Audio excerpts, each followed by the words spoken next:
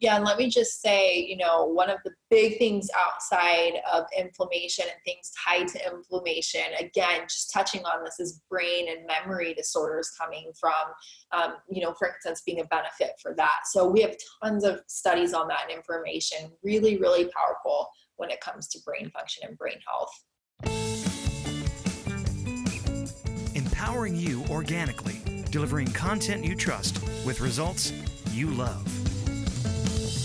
Welcome, everyone, to another episode of Empowering You Organically. I'm your host, Jonathan Hunsaker, joined by my co-host, Terry Ann Trevenin. Hey, everyone.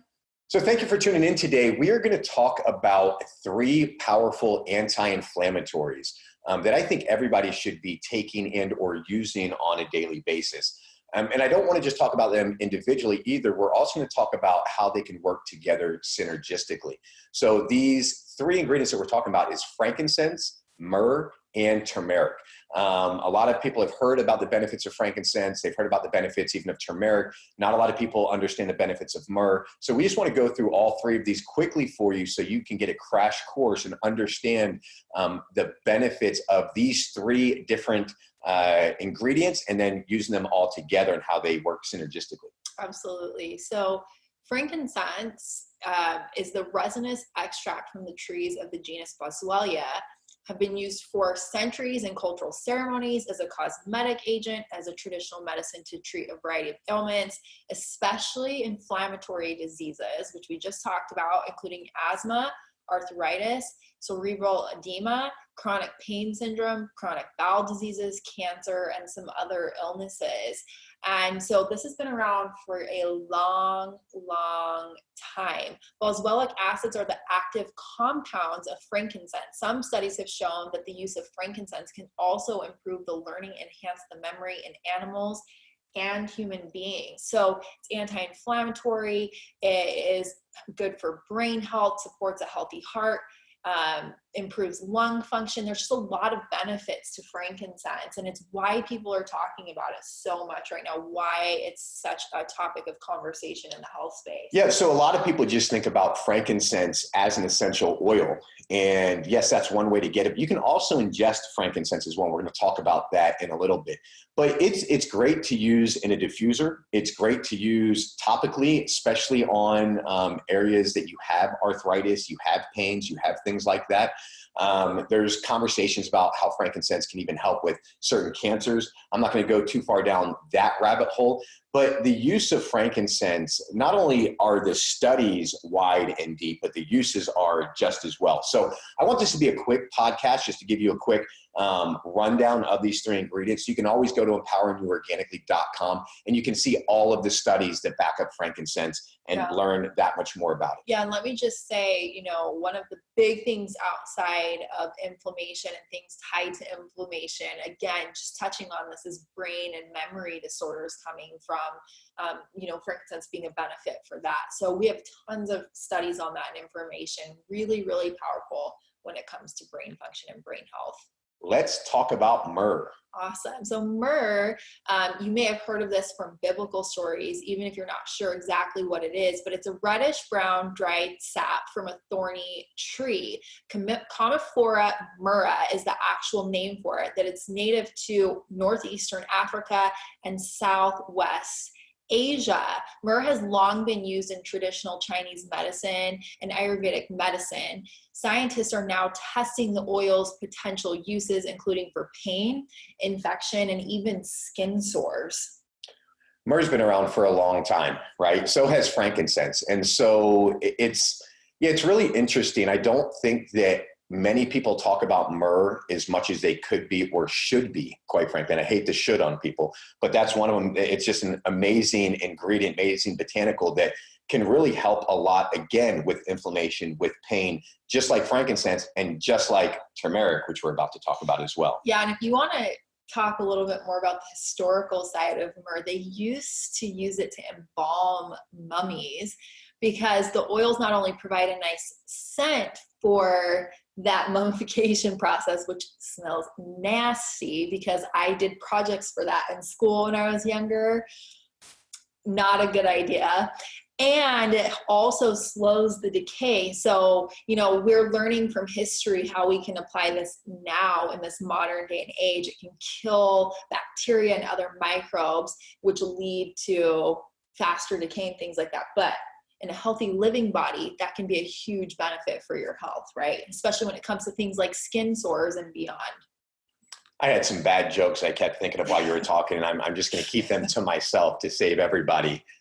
All jokes aside, as much as you want to tell them, myrrh also can help combat pain and swelling, and it's also a very powerful antioxidant, which combats oxidative damage, which we know can be really bad for our health. Oxidative damage from free radicals contributes to aging and even some diseases. So having that powerful antioxidant that also has so many other benefits is why it's so popular in natural health today. Yeah, Terry, and thank you. That's awesome information. I think it's a lot of stuff, again, that people just don't understand the uses of myrrh, and you just don't hear it talked about a lot. I mean, we're in the natural health space all the time, and rarely does somebody talk about myrrh. And all the benefits. Exactly. Sure. All right, let's talk about turmeric.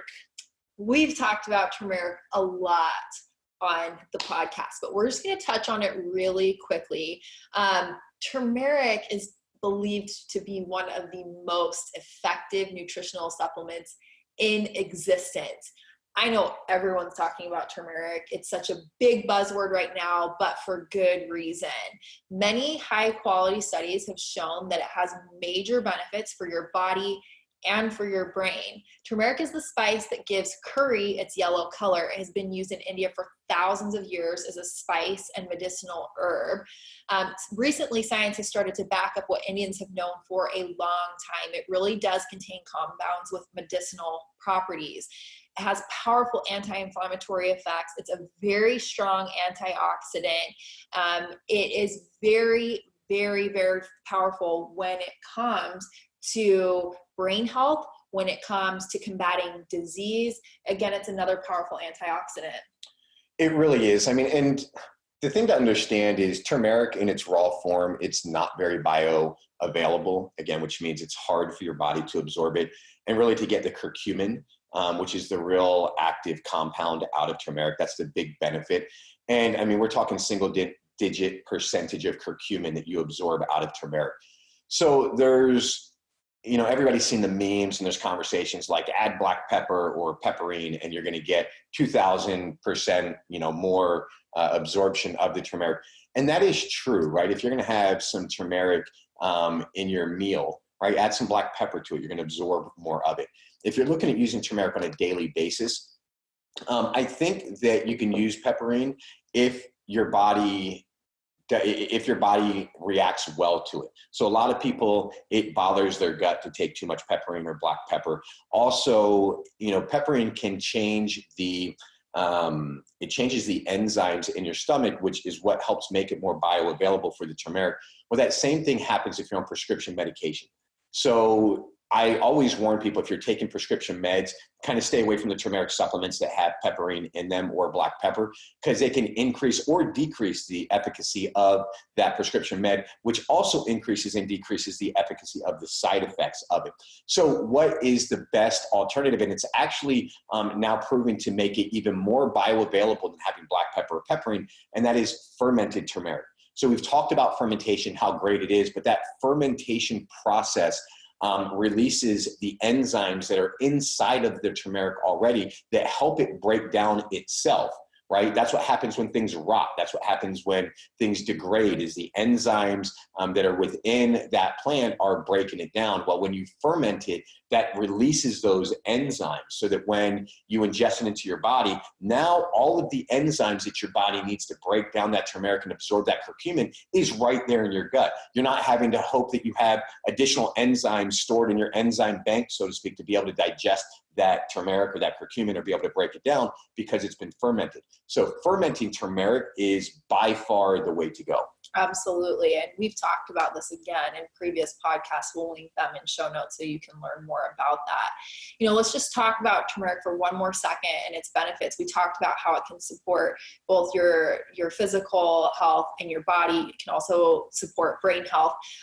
It's been proven to improve brain function and lower risk of brain diseases. As I started learning more about turmeric as well, I realized how good it is for your heart. It can lower your risk of heart disease, which a lot of people don't know this about turmeric, but extremely good for your heart. So just a lot of really good benefits. And we have incredible studies behind what turmeric can do, myrrh, frankincense. So be sure to check out the show notes if you want more information on how these powerful antioxidants, anti-inflammatories can benefit you and your health. Absolutely. So why did we put all three of these together and talk about them? Well, they have a synergistic effect, having all three of these ingredients together.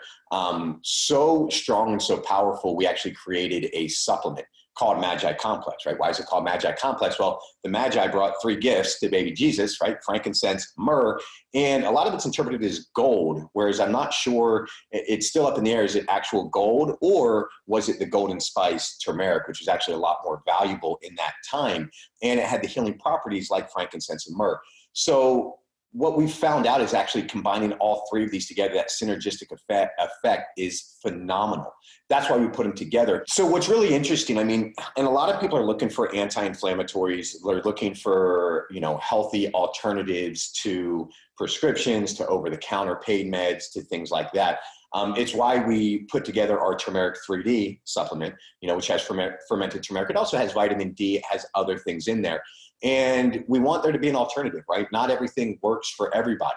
And the alternative here, when somebody's really looking for an anti-inflammatory, also looking for that heart, that heart health and that brain boost, Magi was a no-brainer to build. Putting together frankincense, myrrh, and turmeric has never been done before in a supplement, and the kind of results and the feedback that we get is through the roof. So if you want to learn more about it, you can go to Organixx.com and look. We have it in two forms. We have it in capsule form, which is great for ingesting. We also have it as an essential oil.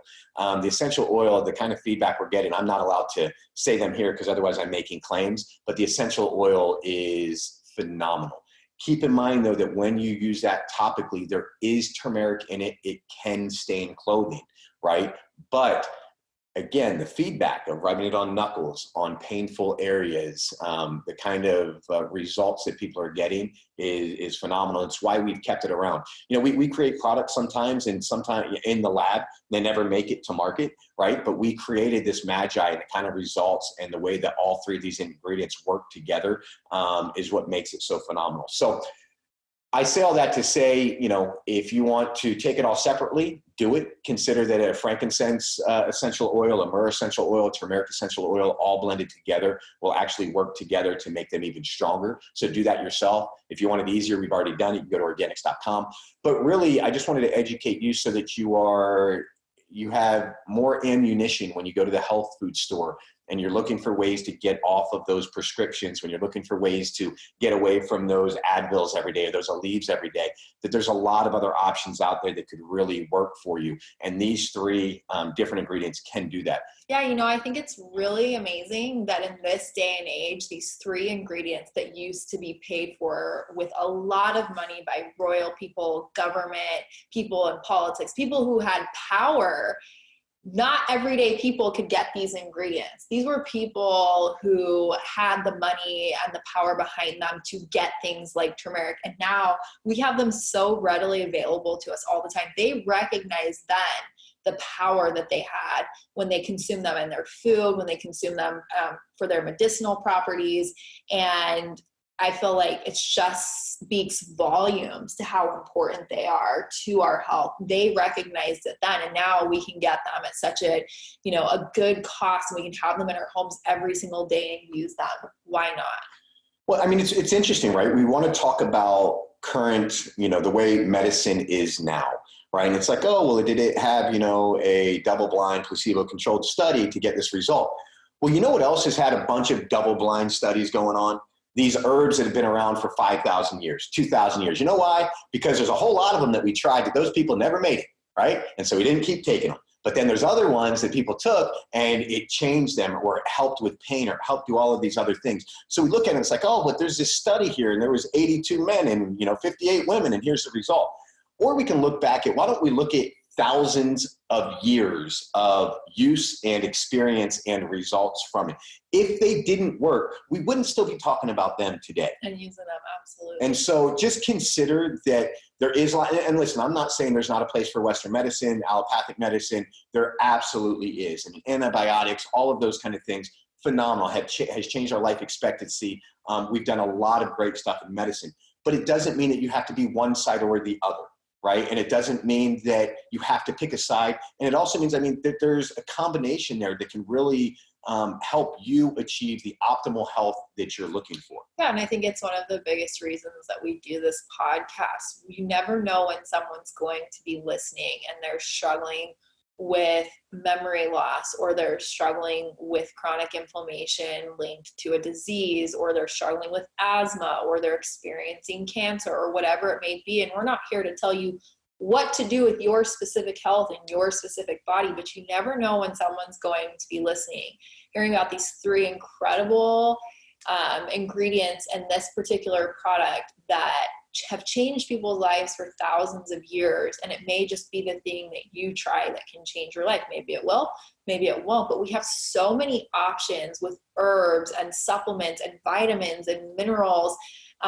There is a place for Western medicine. There's a time and place when our body needs that support of this incredible research behind our bodies, but there's also such a strong power behind using these natural things we've had for thousands of years that can benefit us in ways that we'll never know if we don't try. And it's exactly why we keep putting this information out.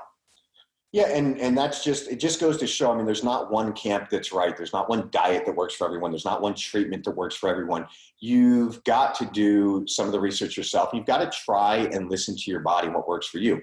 Speaking of doing some of the research yourself, go to empoweringyouorganically.com, because we have a ridiculous amount of resources that we just could not cover in this podcast. So if you want to learn more about frankincense, there's a lot of studies there. If you want to learn about myrrh, there's a lot of articles there. And of course, turmeric, that's an easy one to find anywhere, but we have them in our show notes as well. And again, give us a big, awesome review on iTunes. Make sure to subscribe on iTunes too. We do not promote this podcast through email nearly as much as I would like to, but the way that you can guarantee you'll never miss an episode is by subscribing. And then give us your feedback. Do you like what we're doing or do you not? If you don't like it, give us a 1-star review. That way we can look at it and maybe change things up a little bit. If you love it, give us a 4 or 5-star review. And we know that we're doing things right. We're delivering you information that makes you hopefully live a happier, healthier life. Thank you for tuning in, and we will see you on the next podcast. Thanks, everyone.